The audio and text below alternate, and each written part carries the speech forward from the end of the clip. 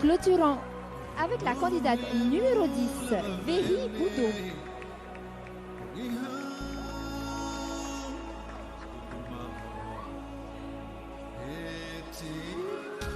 Cette création a été confectionnée par Manouari Théoroy et s'inspire de l'archipel des Tuamotu-Gambier.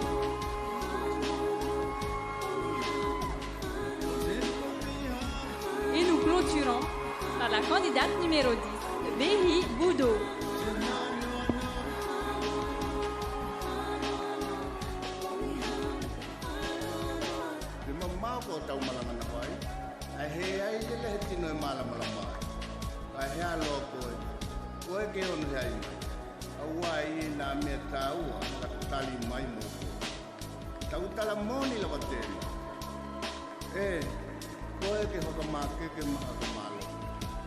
Kaya mutia ko mana ya botol lagi kapal ko